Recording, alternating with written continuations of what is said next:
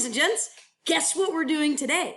Guys, we are going to expand upon those simple probability calculations, and we're going to look at what we call independent or dependent events and what we call conditional probability. Okay, so we're going to, first of all, we got to figure out, well, are the events independent or dependent, and then how do we calculate those probabilities? So, guys, let's first of all go take a look at what are the official definitions, okay? So an official definition of an independent event is that the occurrence of one event does not affect the occurrence of another, okay? So the probability that both events occur is the product of the probabilities. So product, guys, math speaking, product means you multiply, okay? That's what that means. Now, also another way to think about independent events. Okay, if I flip a coin, does it affect what I roll on a dice? No, those don't affect each other, do they? Okay, if I draw a marble out of the bag and then I put it back in, it does not affect the next draw. Everything else is still, it has an equal chance of being drawn. So another way to think about this is that independent events happen when we do what we call with replacement.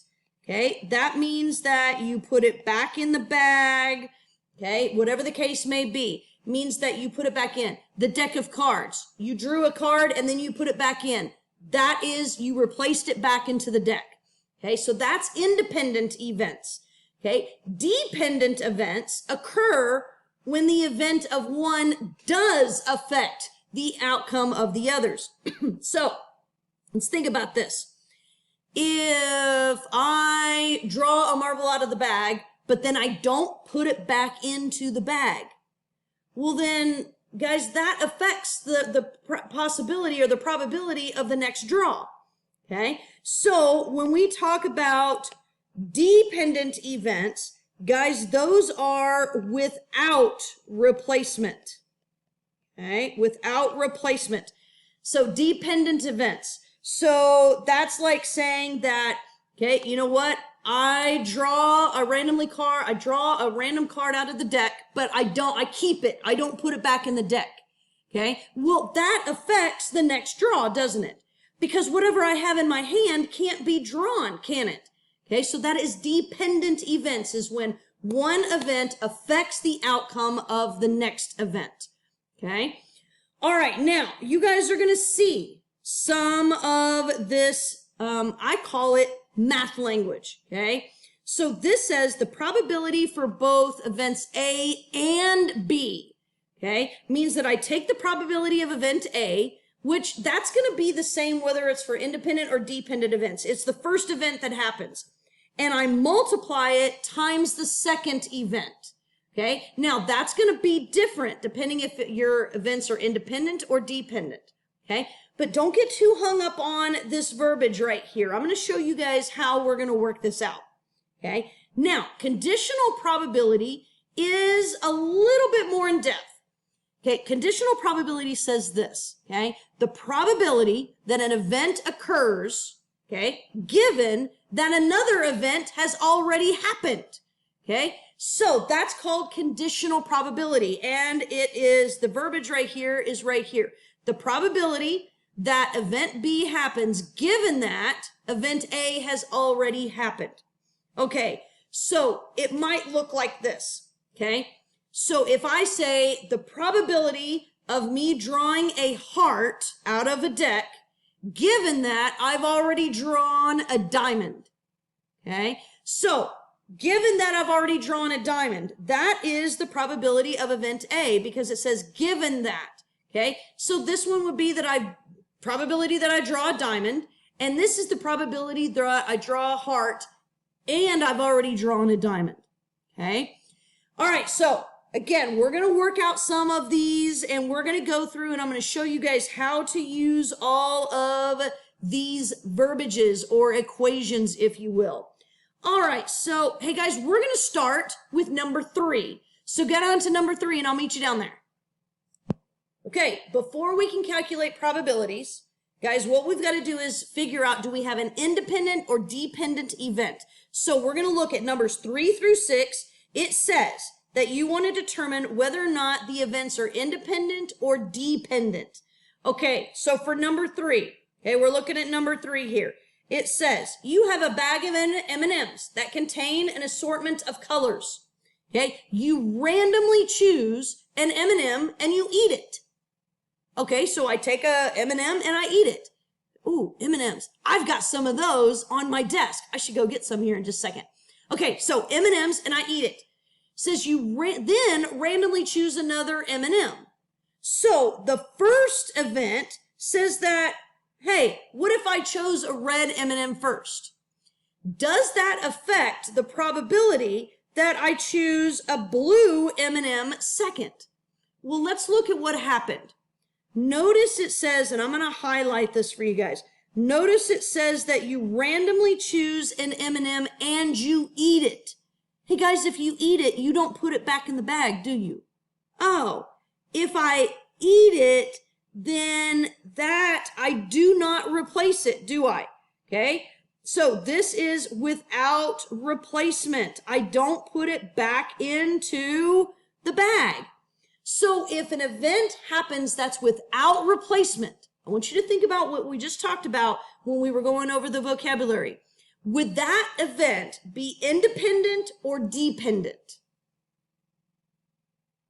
Okay, so if you guys looked back to what we just talked about, okay, dependent events are without replacement, okay? Because if I don't put the first M&M back in, then the second one that I pull out, the probability of picking that one is different because there's less M&Ms in the bag, okay?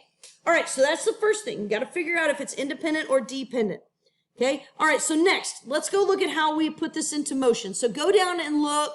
Actually, you know what? Let's do one more of these. Let's go down and look at number 5 together. Okay, so down here at number 5, let's look and see. By the way, this is something you guys do all the time, right? Okay, number 5, it says your playlist contains classic rock and movie soundtracks. You guys listen to music all the time in your earbuds, don't you? Okay, now it says you randomly choose a song. You then randomly choose another song without repeating the song choices from your playlist. So, are these two events, are they independent or dependent of each other? Okay, so notice right here, it says without repeating. Without repeating. Does that mean that the song goes back into the shuffle? No, because we don't want to repeat it, do we? Okay, so is that going to be an independent event or a dependent event? Well, let's see. It doesn't go back into the playlist. That's without replacement. Oh, that means that it is dependent. Okay, so maybe I choose a movie soundtrack first, but it doesn't go back into the playlist. Well, that affects what possible song can come up next. Okay, and the classic rock song can come up next. Those are dependent events. Okay, dependent events. Okay, again, I wanted to give us a little bit more practice on that before we go to solving the actual probabilities. Okay, so let's go down and look at number 12 and start solving some of these probabilities. Okay, on number 12, it says here that we are randomly going to select 3 cards from a standard deck of playing cards, right? There's 52 cards in a deck. It says find the probability that all 3 cards are face cards. Okay, so we're going to do it when we replace the card, and we're going to do it when we don't replace the card. We just throw it out, right? Okay, it says round to the nearest 0.1%. Okay, so the very first one we're going to do is we're going to do with replacement. So before I can do this, guys, go to your formula chart or your flip chart, and I want you guys to flip to where the deck of cards is. Okay, so first of all, we got to find out what are the possible outcomes. So how many face cards are there in a deck of 52 cards? Okay, did you count all of the face cards? And a face card is something that literally has a face on it, right? Okay, so we have 4 jacks, 4 queens, and 4 kings that all have faces on them. So we have a total of 12 face cards. So I'm going to kind of write that over here. There's a total of 12 face cards. Okay, so the very first time that I pull out of the deck, I say, you know what? Out of 52, I want to pull a face card. Well, when the very first time when I pull it out, there's 12 out of 52 that I can choose from, isn't there? Okay, now with replacement, I'm going to put it back into the deck. Okay, so the next time I draw, since I put it back in, there's still 52 cards in the deck. And because I put it back in, there's still 12 face cards. Okay, well, what about the third time that I draw? Okay, well, there's still going to be 52 cards in the deck because I put it back in. And how many face cards are still going to be in the deck? 12, because I put it back in, right? So I want to find the probability when I do all three of these. So I want to draw a face card and then draw another face card and then draw another face card. So I am going to multiply all of these probabilities together. Oh my goodness, Miss Smith, what does that mean? That means we've got to multiply these fractions. So just as a reminder, guys, when you multiply fractions, you multiply across the numerators and then across the denominators. So we multiply 12 times 12 times 12. Okay, so that would give us, let's see, according to my calculator, 1728, right? And then we multiply 52 times 52 times 52. And that gives us, whoa, 140,608. Wow, okay, so do you guys see that when we draw 3 times, that there are actually 1,728 possible ways we could draw a face card out of a total of 140,608 times, or cards that we draw each time. Whoa, okay, but how does that help us find the probability? Well, guys, now you're going to do the division. You're going to divide 1,728 by 140,608, and you're going to get the percentage. So can you guys tell me what would be the probability that we draw a face card all 3 times when we replace the card? Hey guys, there's a 1.2% chance, isn't there? And now, guys, if we think about this, if I only have like a 1% chance of something happening, that's not very likely to happen, is it? Okay. All right, but now let's look at what happens when we don't replace it. How do we find those probabilities? Okay, so this is what this looks like. Okay, without replacement. Well, remember, the very first probability still stays the same. The very first time that we draw, there's still going to be 12 face cards in there, and there's still going to be 52 cards, isn't there? Okay, but this time, we're not going to replace the card. We're not putting it back in there. Okay, so the second time that we draw, there's now only 51 cards because we took one away. Well, let's say that we did draw a face card. Then that means now that instead of 12 face cards, there's only 11 in there, isn't there? Okay, the third time that we draw, let's see. What do you guys think? The third time that we draw, we have now taken out the first card and we've taken out the second card and we threw them away. They're not there. So how many cards are left in the deck total? Yeah, there's 50 cards left in the deck, isn't there? Okay, so the first time that I drew a face card and I drew another face card, but I threw them away. They're not in the deck anymore. So how many face cards are still left when I don't replace them? Yeah, guys, this time there's 10 face cards left in the deck, isn't there? Okay, so let's see. Again, we want to draw the 3 cards, one right after another, okay? But this time without replacement. It doesn't matter. We're still going to multiply those probabilities together. Okay, so, guys, I want you to try this. Can you tell me what is the probability that I draw 3 face cards in a row without replacement? What do you get? How'd you guys do? Did you come up with 1%? Right? Can you guys believe that? Like there's only a 1% chance if I don't replace the card. So those percentages, those probabilities are pretty close to each other, but we have a higher probability of picking out 3 face cards in a row when we put the cards back into the deck. That's what these probabilities mean. Okay, so now I've shown you guys how to do probability when we put it with replacement. Our sample space stays the same because we put stuff back in. But when it's without replacement, our sample space changes and the number of possible outcomes changes as well. Okay, all right, hey, I'll do one more with you guys. Let's go down. Hey, let's go do number 16 together. Okay, do you guys remember in the beginning of this video, I talked about something called conditional probability? Well, that's what numbers 15, 16, and 17 are about. What it is that we want to look and we say, what is the probability that this happened given that this has already happened? Okay, what does that look like? Okay, so let me show you how we set this up.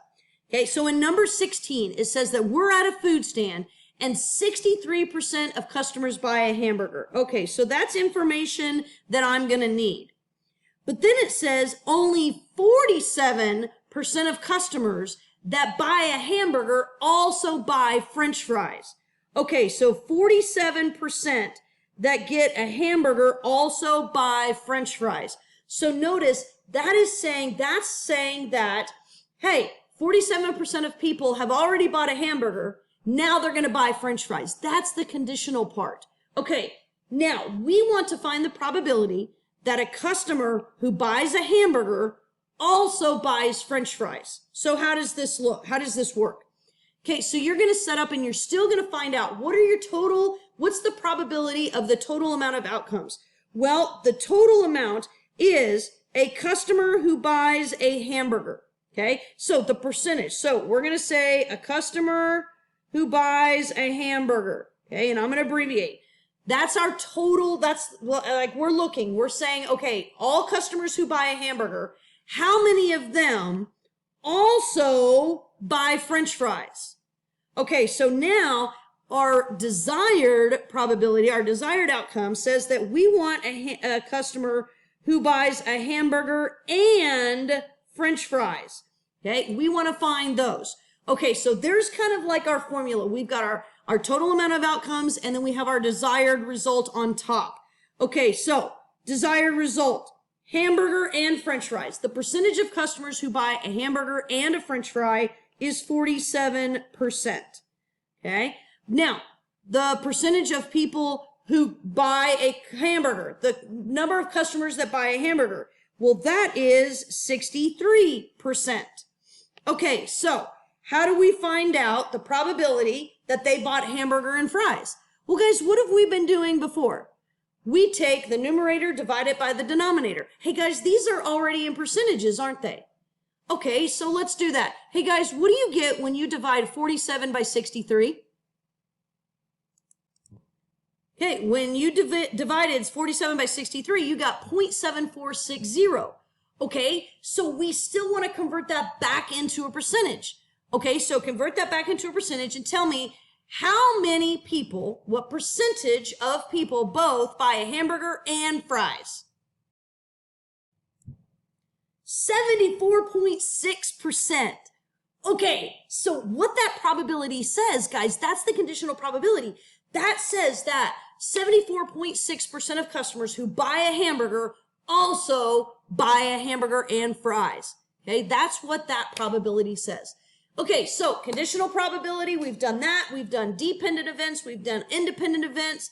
So guys, now you guys are set up to work out the rest of these problems. Remember, you got to figure out, are you dealing with an independent event or dependent? Remember, independent is with replacement.